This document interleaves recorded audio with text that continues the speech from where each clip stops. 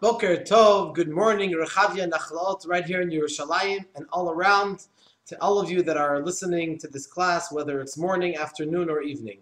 It is a great honor to be able to share with you a special shiur in Tehillim according to the teachings of Chassidut. And thank you, Raya and Mordechai, for hosting this class, this morning class of Chassidut. We are in the middle of learning chapter Kuf Yotet 119. Yesterday we began the letter Chet, and today we're going to continue. We are up to, at this point, we're up to Pasuk Samach, number 60. So please open your Tehillims to Pasuk Samach. And it reads as follows. Chashti velo hitmamati. I hurry without delay. Lishmor mitzvotecha. To keep your commandments. I'm going to read the next one because sort of these two verses go together. Chevlei rishayim ivduni. Gangs of wicked men gather against me. Toratcha lo shachachti. I do not forget your Torah. Okay, so I would like to share with you what Rabbi Steinsaltz, Rabbi Yisroel of blessed memory, what he writes in his Tehillim. Chashti, from the word of hurrying, which is like chish maher, to be real quick. And that emphasizes the importance of doing a mitzvah quickly, bizrizut.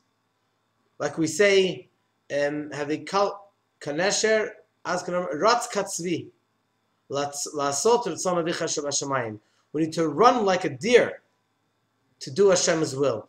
So when we have an opportunity to fulfill a mitzvah, we should never push it off, because David HaMelech says, "Chashti, I hurried and I did not delay."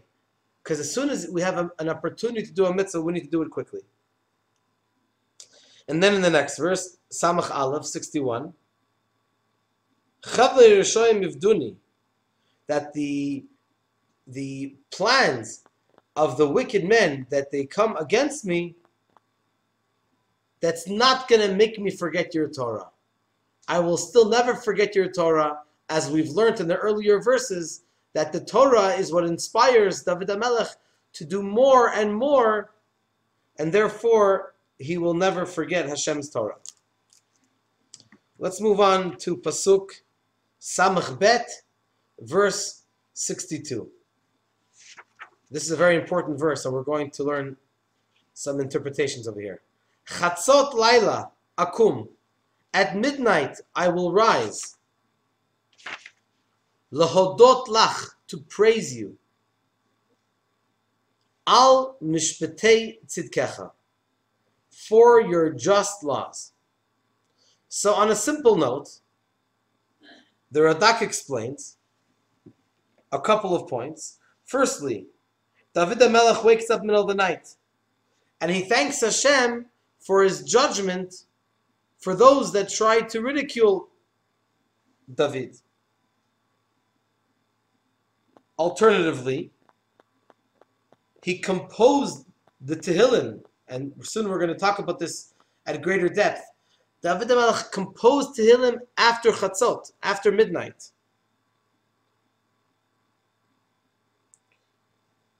To thank Hashem for his laws that he has given us, which are just and righteous. You should know that usually we learn that the night is divided into 2 or 3 parts. Sometimes we say it's divided into 2 parts, which that's like we're saying over here, midnight. There's the half before and the half after. Sometimes we talk about the 3 ashmurot, the 3 sections of the night. The first part of the night, even in the first Mishnah of the entire Mishnah, Brachot, talk about when you, until when you can say the Shema. So there's the first ashmura, the second ashmura, and the third ashmura, the 3 sections of the evening. So it's known, according to Kabbalah, that the first part of the night, namely before midnight, but but even stronger at the first third of the night, we try not to say Tehillim. Because we say, on a general note, we say that the second part of the night, after Chatzot, there's Rachamim, there is compassion. Hashem, the first part of the night, Hashem, it's darkness, which is like Gevurah, and severity, and Hashem acts with the world in a way of din, in a way of judgment. May Hashem protect us. And so there's no point in saying Tehillim if we know that Hashem is judging the world in a judgmental way. And so it's almost like teasing Hashem, so to speak, or doing something which is not to the liking of Hashem. Right now, Hashem wants to act with the world in a judgmental way. But the second half of the night, that's when David the Melech, like we just learned, composed the Tehillim. And second of all, it's it's a translation from the Hebrew slang. The shields are put down. In other words, the atmosphere of tension is much lower. So therefore, one can say Tehillim. I just have to note, firstly, that if someone needs to say Tehillim for a specific reason, for example, if someone is, God forbid, ill, you can definitely say Tehillim. There's no sin, there's nothing wrong per se with saying Tehillim. It's better not to say Tehillim. And the second thing is a little story which the Rebbe told, that he asked his father-in-law, the previous Rebbe, regarding giving tzedakah. It also says that we should not give tzedakah at night, at least the first part of the night, for the same reason. Tzedakah is kindness and giving and compassion, and the first part of the night is judgment. So the Rebbe asked his father-in-law, someone saw me giving tzedakah at night and told me that I was doing something wrong. So the previous Rebbe said to him, that person probably doesn't give tzedakah by day either. In other words, there's nothing wrong per se with doing mitzvahs, especially which are associated with kindness and compassion, like saying Tehillim and giving tzedakah, in the first section of the night. It says we try not to do it because it has a certain reason. But if a person has a reason, has a specific reason to do these mitzvahs, there's no question that it's okay to do that. That it's okay to do these mitzvahs. Okay, now I want to share with you an interesting anecdote from the Zohar. The Zohar says that David HaMelech says, Chatzot Laila Akum Lahodot Lach. At midnight, I stand up, I rise to praise you and to thank you. So,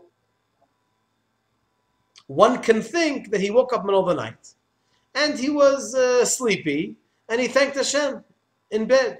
No, he says, Akum. I rise, I get up like a mensch. And if I'm going to be praising you, composing the Tehillim, it definitely should not be in bed half asleep. But to stand up and to serve Hashem the way you're supposed to, and if a person, for example, wakes up in the middle of the night, especially if they're going to remain awake for the rest of the night, then you wash your hands, you say the Birkot HaShachar, you say the brachot, the morning brachot, including Birkot HaTorah, before learning Torah. Now I want to share with you a beautiful interpretation from the Rebbe. The Talmud says, Amar Rav Oshia. Rav Oshia said, when David HaMelech said this verse, Chatzot Laila Akum Lach Lahodot on Mishpatei Tzidkecha, that I wake up at midnight to praise you. There are two opinions. Well, obviously, it can't be just one opinion. I'm kidding around. So, Rav Oshia quotes as follows. He says, David HaMelech never passed midnight without praising Hashem. He always got up at midnight. So there are two opinions explaining what Rabbi Oshia said. There's Rabbi Zera and Rav Ashi. These are two Torah giants which were literally at the end of the era of writing the Talmud. Rav Ashi was actually the one, and his son Marba Rav Ashi, were the ones that actually wrote down the majority of the Talmud for us to be able to learn. So Rabbi Zera says as follows: until Chatzot Laila, what's David HaMelech saying? Until midnight, I would sleep like a horse, learning Torah, but like falling asleep and not being able to really focus on your learning. There's a joke that's told about we have a takana from the Rebbe. The Rebbe said to learn Rambam three chapters a day every day. And so we try to learn in the morning when we're more awake, but sometimes we're busy and it gets pushed off a little bit till the evening, and we try not to go to sleep without learning the Rambam. And so very often we're learning Rambam, towards the end, but the Rebbe said we should learn Rambam, so we try to plow through the 3 chapters even late at night. So there was one time that someone made a comment to the rabbi that had been learning Rambam, half falling asleep. He said, the person said, I noticed that you fall asleep reading this book. And so I've also taken this book. I've had trouble falling asleep. So instead of taking sleeping pills, I've taken this book, and it's worked. The Rambam. Okay, so getting back to what we're saying. So Rabbi Zera says that the first half of the night, David would fall asleep and learn. And then the second half, he would get up like a lion, Yiskaber Ka'ari, and learn and say the Tehillim and learn Torah. Rav Ashi said that until midnight, he would learn Torah, and from midnight and on, he would praise Hashem and compose the words of Tehillim. Now, on one hand, Tehillim is very similar to learning Torah, because it says in, one moment please, because it says in the Talmud Kiddushin that in the Torah, in the Chamisha Chumshei Torah, there are 5,888 psukim, verses, in the entire Torah. Tehillim has almost the same amount of verses, just 8 more as total in the entire Tehillim. So it's very similar to the Torah. Also, there are 5 books of Moshe and 5 books in the Tehillim, 5 Sfarim. Like on the Shabbos Mevorachim, the Shabbos before Rosh Chodesh, we say the entire Tehillim. And after every Sefer, there's a Yehi Ratzon, a special tefillah that we finished this Sefer, which corresponds to the Sfarim from the Chumash. On the other hand, there's a little bit of a difference between the learning Torah and the Tehillim. The learning Torah is on the first part of the night, and the Tehillim is in the second part of the night.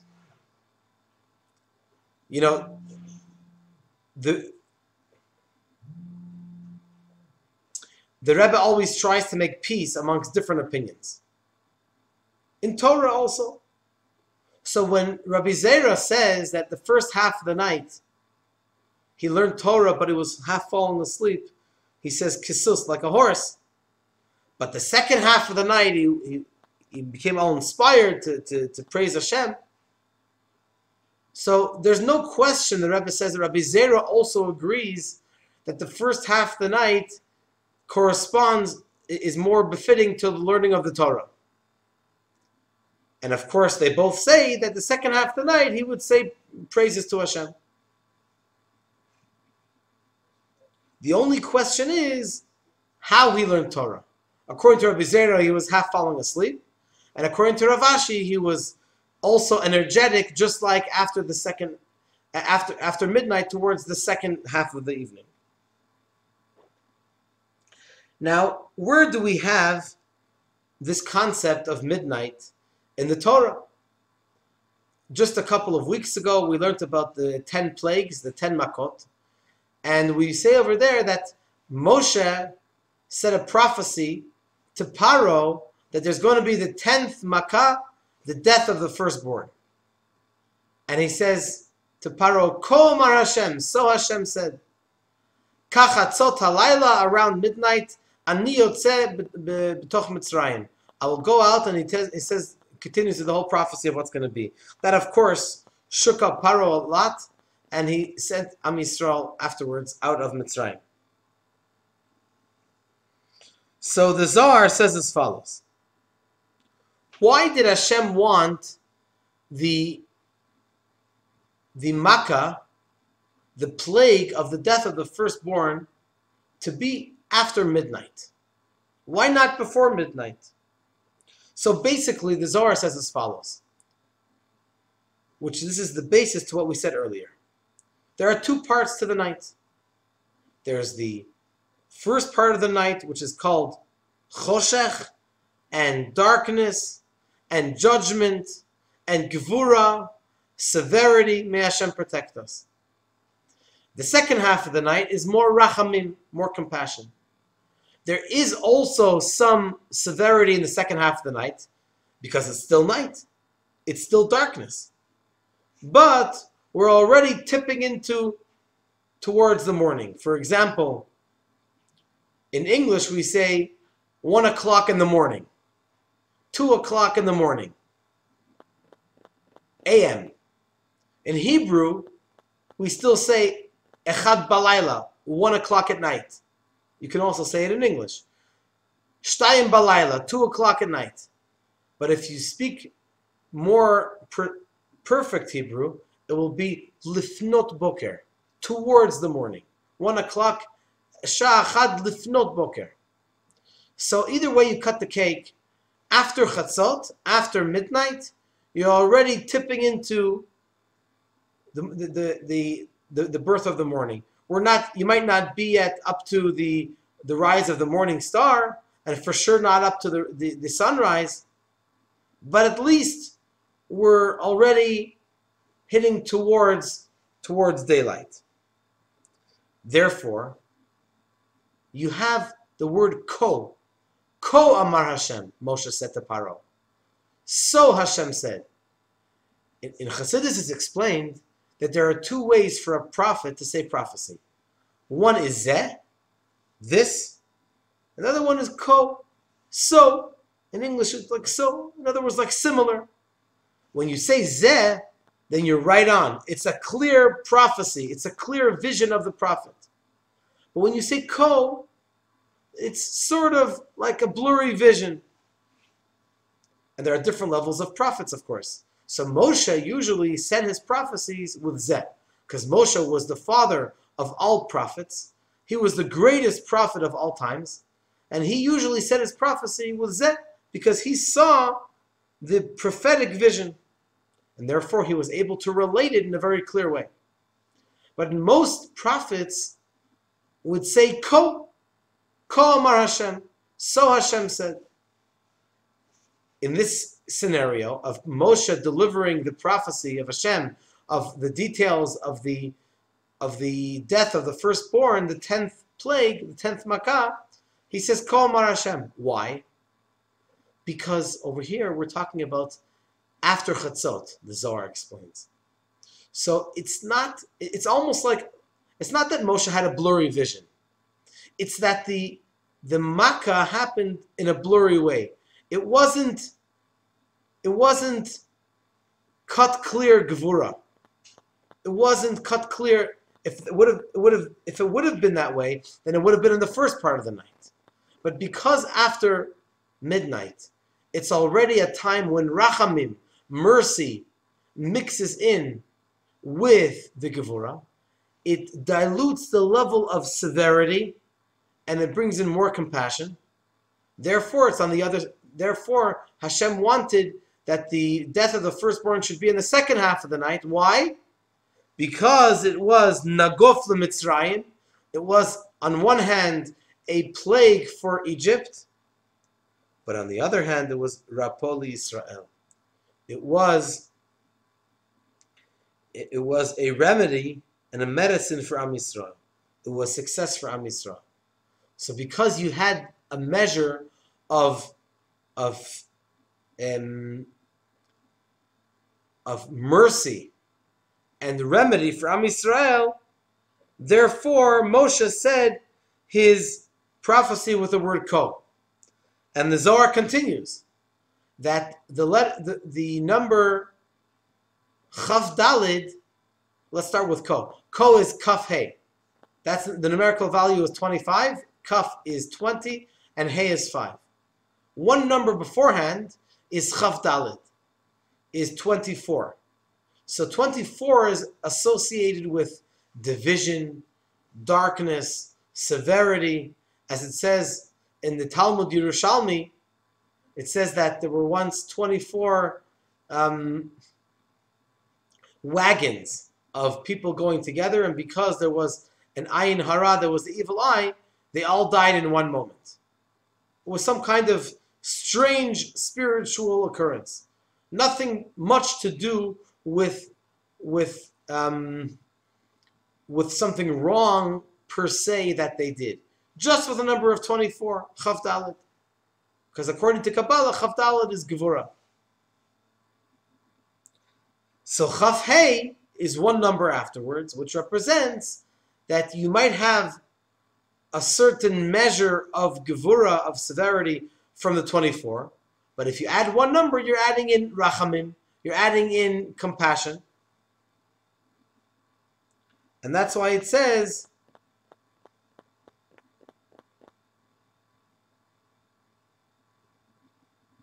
Ko Amar Hashem. Ko Amar Hashem. Hashem is Rachamim. The name of Hashem, Yud and Hey and Vav and Hey, represents the concept of compassion. So in summary of what we've learned that Chatzot Laila, what did David HaMelech do after midnight? Everyone agrees that he said words of Tehillim, he composed the Tehillim, and he said words of praise to Hashem, because that's already a time when there is Rachamim in the world, and therefore it fits in perfectly with inspiring ourselves and hopefully awakening by Hashem, that Hashem should treat us only with compassion and understanding, and not, God forbid, with severity.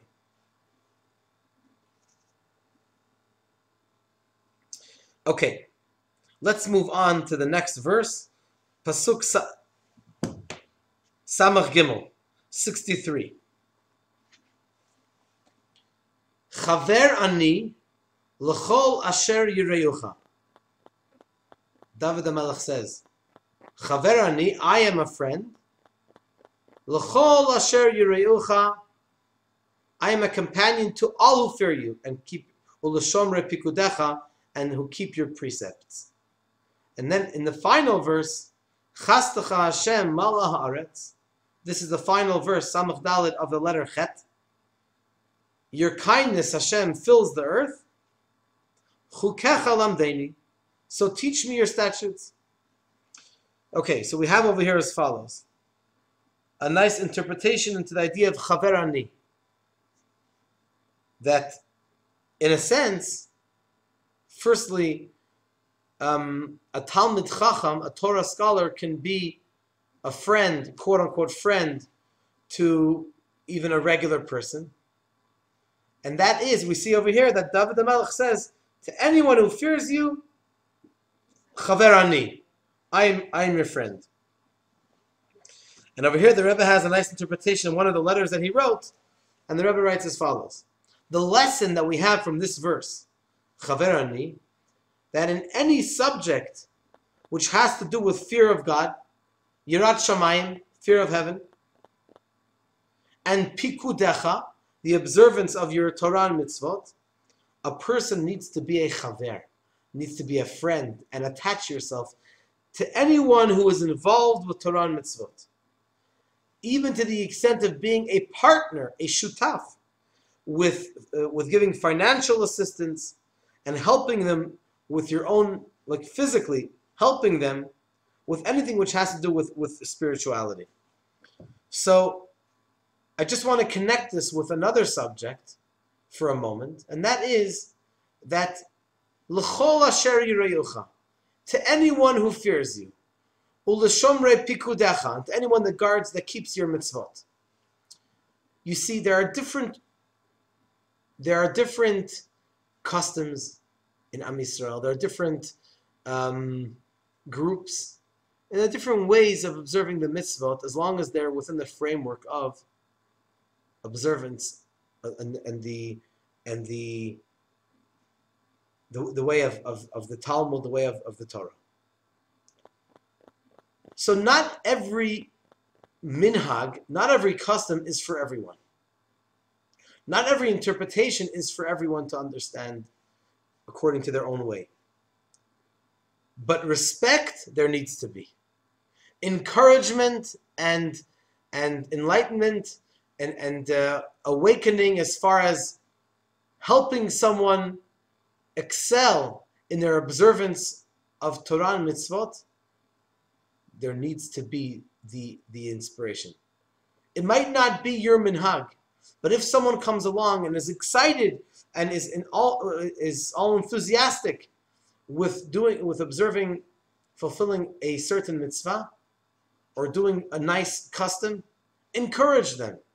Because David HaMelech says over here, Chaver ani, I attach myself, I feel like I'm a companion with someone who fears Hashem. Doesn't matter in this way or that way. If they fear Hashem, you want to be part of that. And then in the next verse, Samach Dalid 64, Chastacha Hashem al haaretz, your kindness, Hashem, fills the earth. Chukecha lamdeni, so teach me your statutes. So we have a nice interpretation over here from the Radak, and it reads as follows. Every creature exists by virtue of your kindness. The kindness that you can do for me is to teach me your statutes, to give me insight, and to understand your Torah. So for Hashem to teach us, to give us the inspiration, the siyata d'shmaya, to learn Torah properly, that is the kindness of Hashem. Just think about the fact that we, yes, us, human beings, finite, small, minute minds, we are able to learn Hashem's Torah. Hashem's Ein Sof, infinite Torah, is something which is so special. And it's from the kindness of Hashem that He allows us to be part of this master plan. Thank you very much for joining us. We look forward, Bezrat Hashem, tomorrow morning, Friday morning, 9:30. We'll learn a very, very special Dvar Torah and inspiration for the Kabbalah Cafe of Parashat Truma. Please join us this Shabbat, Shabbat Zachor. It's a biblical mitzvah to hear the reading of Parashat Zachor. So please come to Shul. In our Shul, we'll be reading it approximately at 11 o'clock. Thank you for joining us and have a great day.